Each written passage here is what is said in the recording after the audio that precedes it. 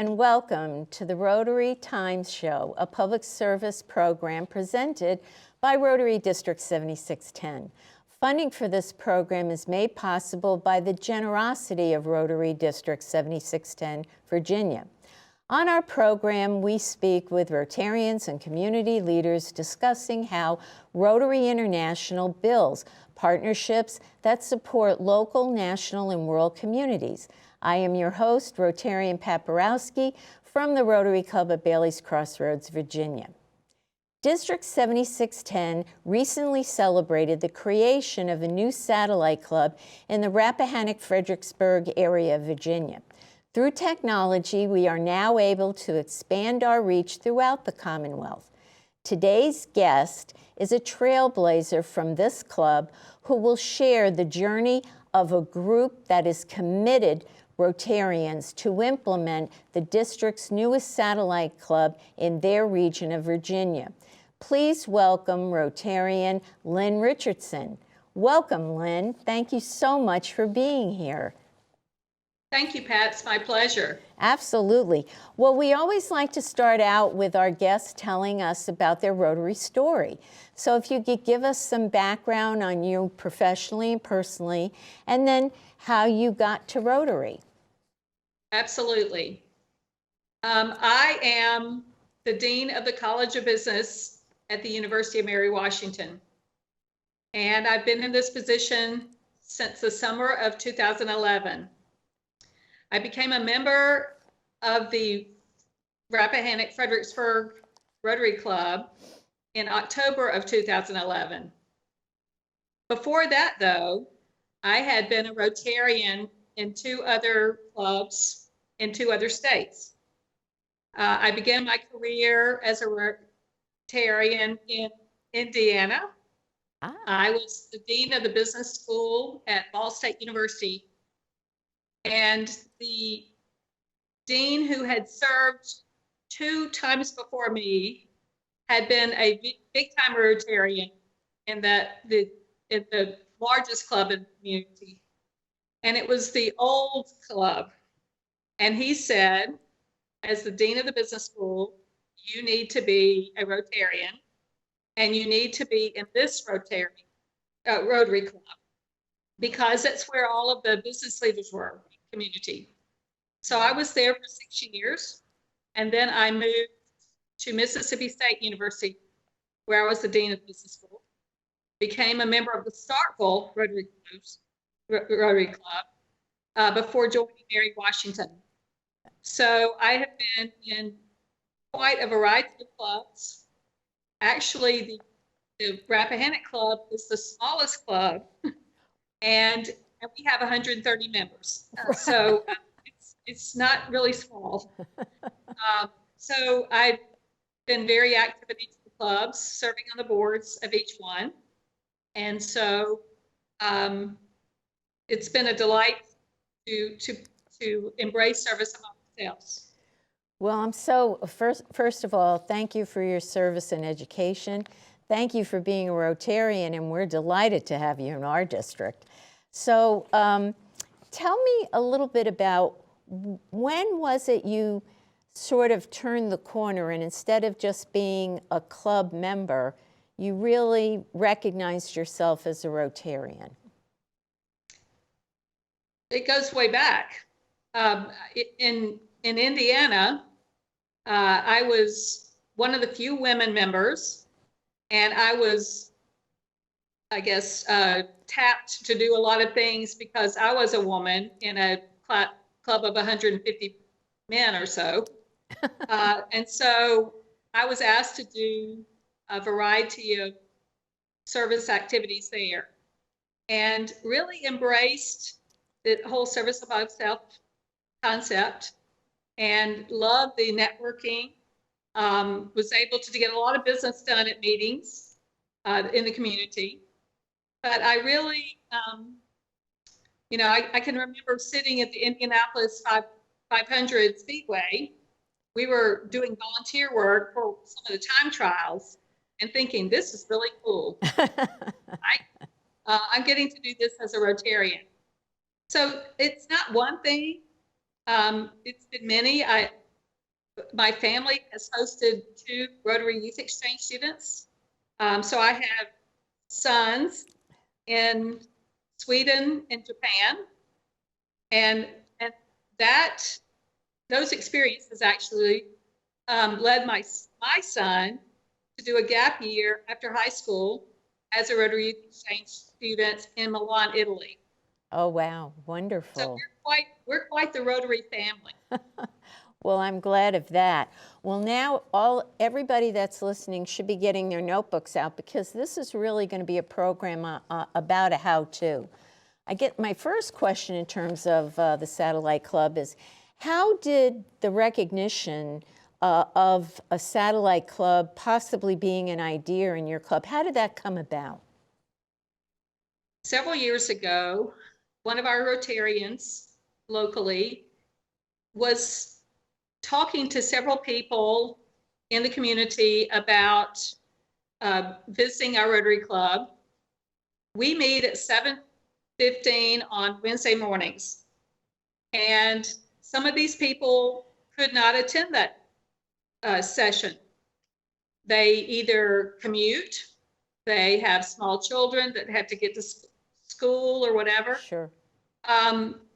They just couldn't do that. So she started exploring what options there might be for folks like that. And she actually, on her own, picked up the phone and called Rotary International and said, what can we do? And this was not too long after Rotary International had approved the concept of satellite clubs. Uh-huh.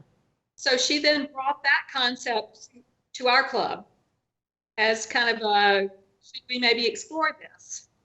And that's kind of where I guess we found out about the opportunity.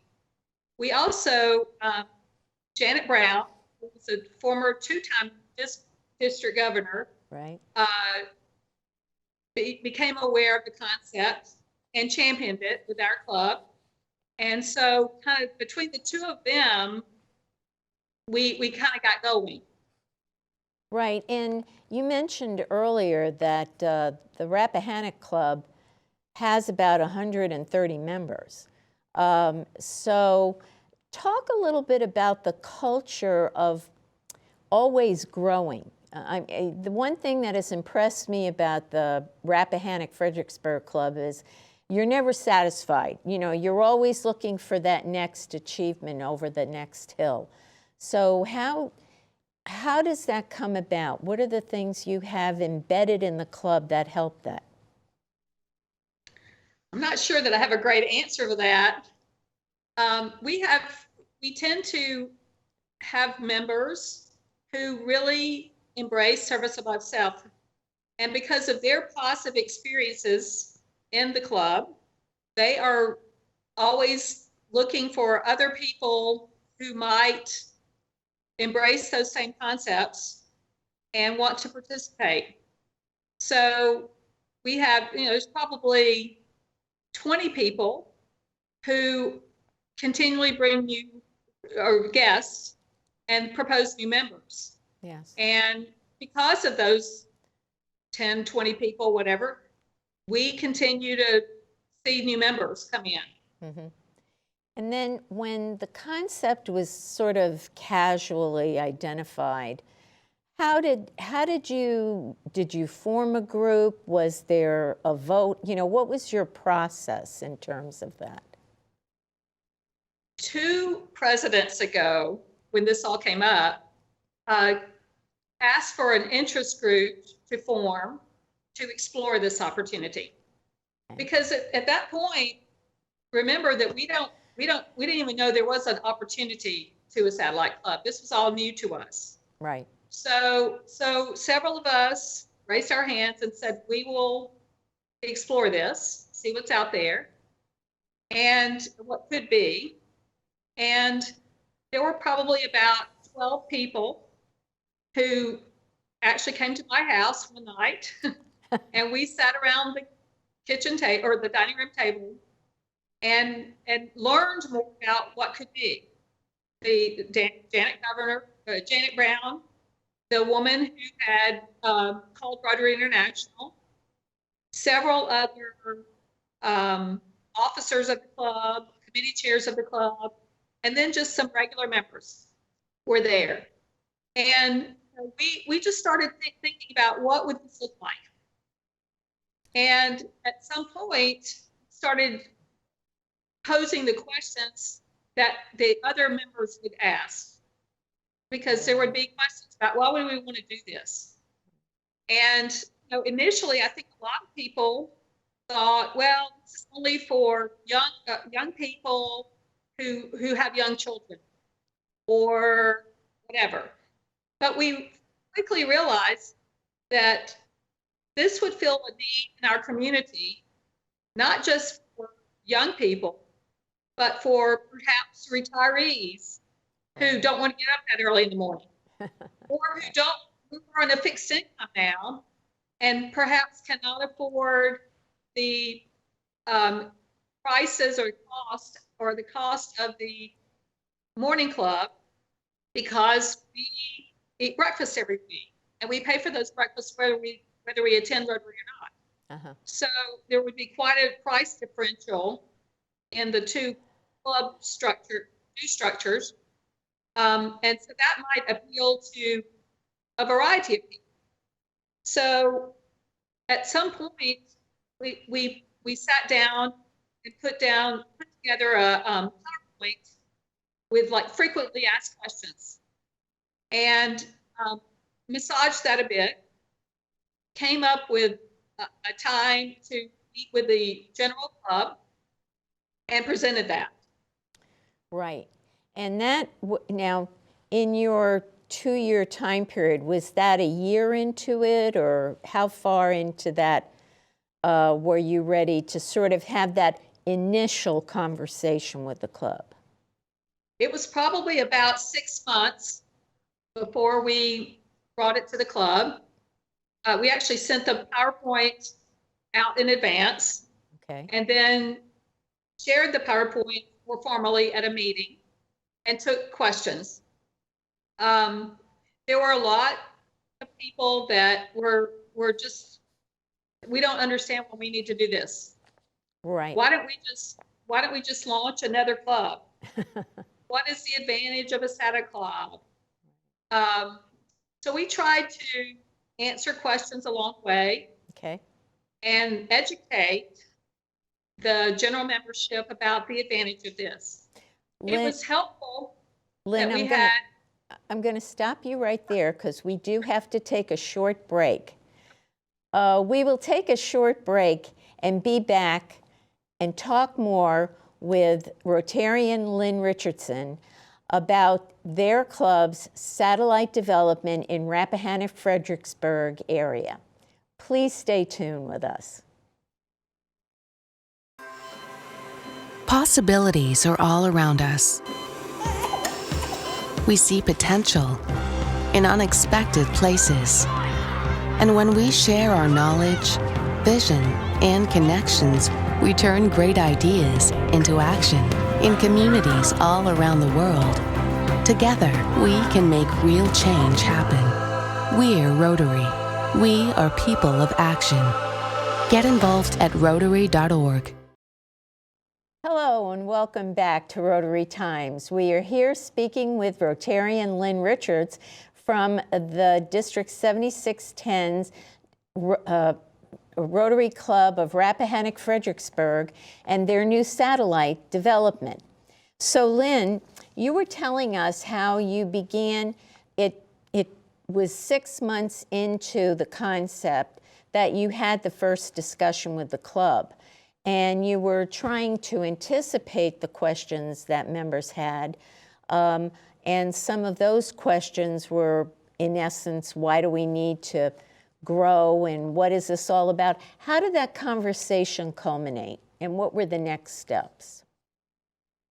We ultimately had a vote among our general membership and then the board to approve the concept.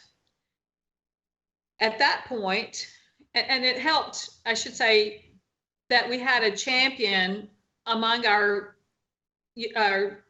president of the club that year. The president who conceived the idea, then hand it off to a president who championed it as well. And that was helpful.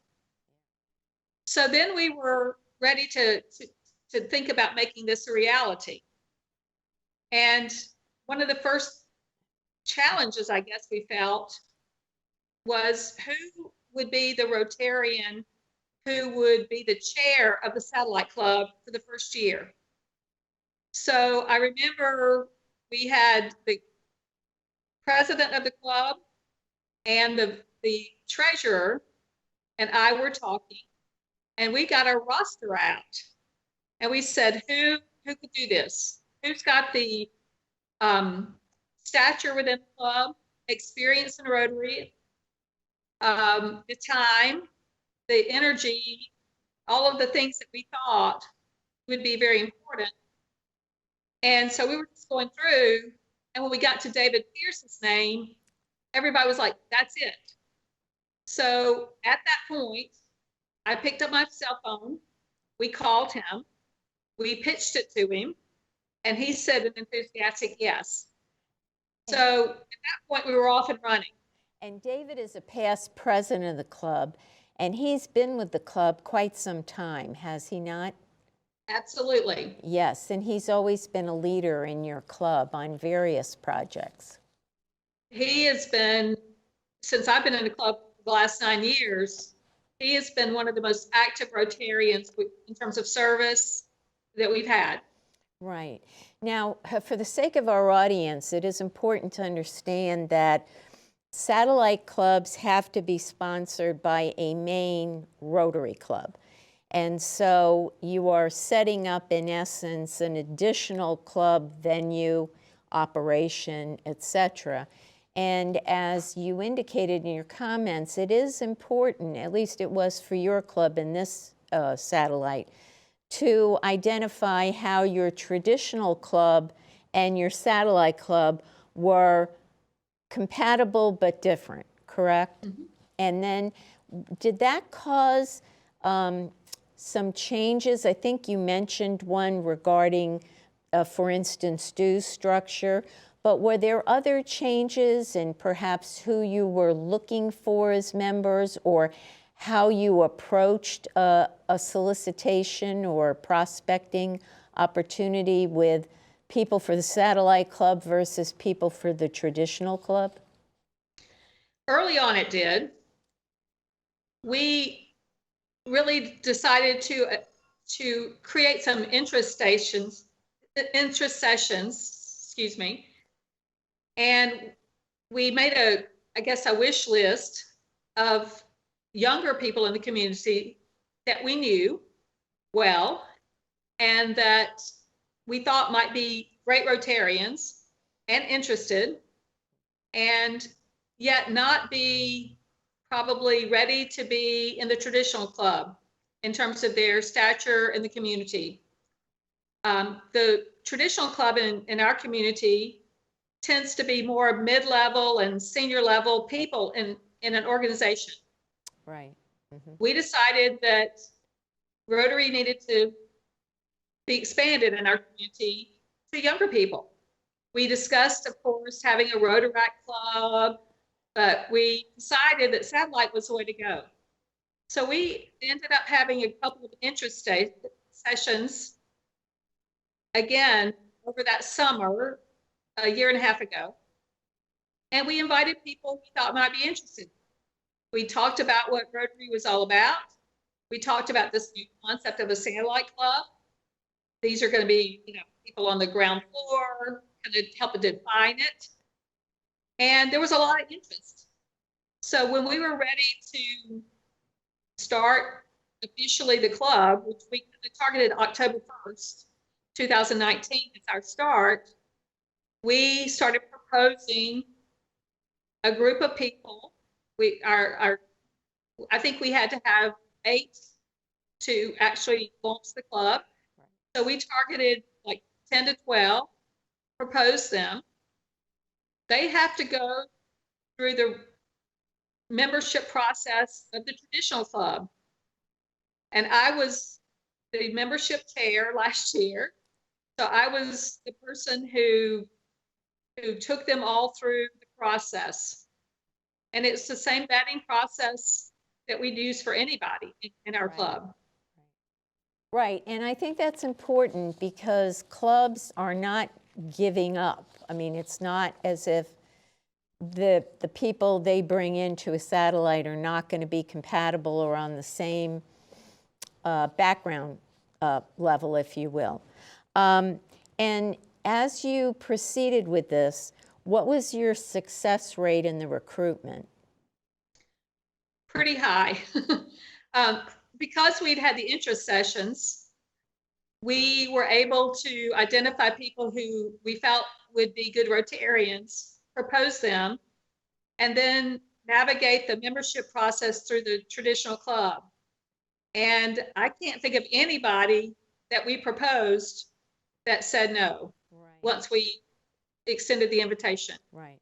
And during this time, and as you're getting this going, how is the level of receptiveness, if you will, by your traditional members in your club? Was that gaining ground? And how did that sort of conversion take place in the traditional club? Yeah, I think there's still some questions about why are we doing this among some of our members, but it has helped that many of the satellite club members, while they have their own separate service projects every month, many of them are participating in the traditional club's service projects as well.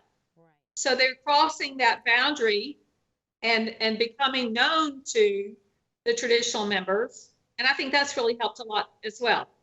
Sure. And do you have any mentoring going on from the traditional members to these new satellite members where they can help them not only, I think, develop into Rotarian leaders, but, you know, help with building their careers, et cetera? Early on, and we just passed our first year anniversary, so we're still a relatively young club. Right. David and I have been the mentors. In the last 4 months, though, we have had a couple of members from older members, I'd say, from the traditional club migrate over because they like the energy, they like the not meeting as often, but they like the service aspect. Yes. And that has helped.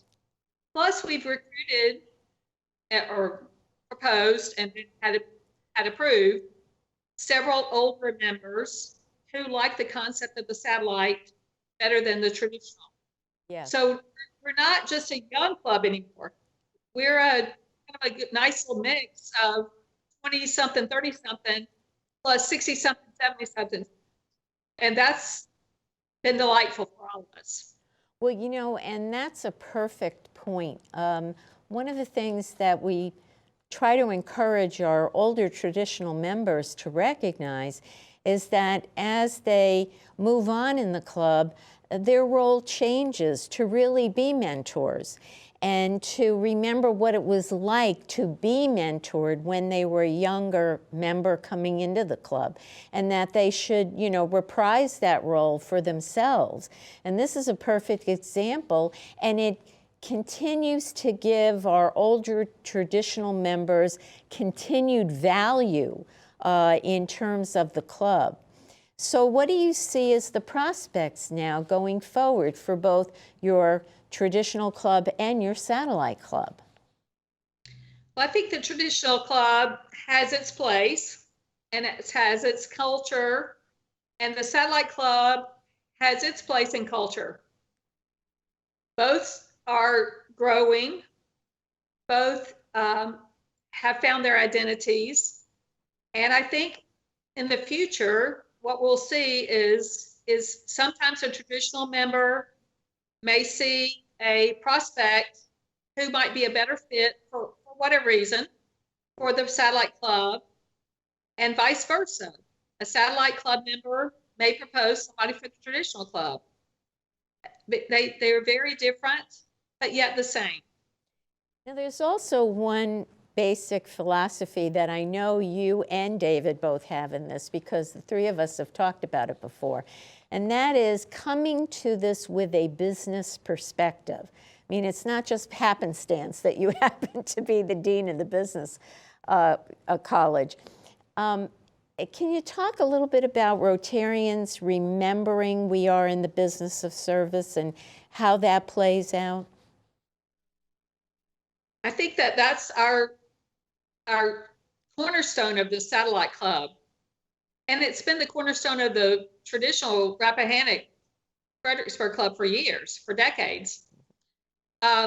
We see our opportunities to serve in our community, both locally and more broadly, globally, as great opportunities through Rotary. And you make great business connections. I think about when I moved to the community, joined Rotary, I got my insurance agents through Rotary. I made connections through my church for Rotary, etc. So there are a lot of personal benefits as well as business benefits. And one last word, what would you have for clubs that are considering this? Well, I'm a big change agent. So I think that anybody who is looking for ways to tap a different market or markets, to be open to this concept. And I would also volunteer that David and I and our chair this year, who is a new Rotarian through the Satellite Club last year, we're all here to help. Well, thank you. So if anybody wants to reach out. Well, thank you very much, Lynn. And we'll have to leave it there, although there's a lot more to talk about. Funding for this program is made possible by the generosity of Rotary District 7610, Virginia. For the Rotary Times program, I am your host, Rotarian Paparowski from the Rotary Club of Bailey's Crossroads, Virginia. You are welcome to join us at Rotary Club meetings in your area, breakfast, lunch, dinner, or even a service project. You can find a club near you by looking us up on the internet. Many clubs are hosting virtual sessions now or some form of hybrid. So please just look us up and you'll get the details. Remember, our time is your time, and together it is time well spent. Please join us for our next program as we continue to celebrate Rotary's 115 years of doing good in the world by service above self. Thank you.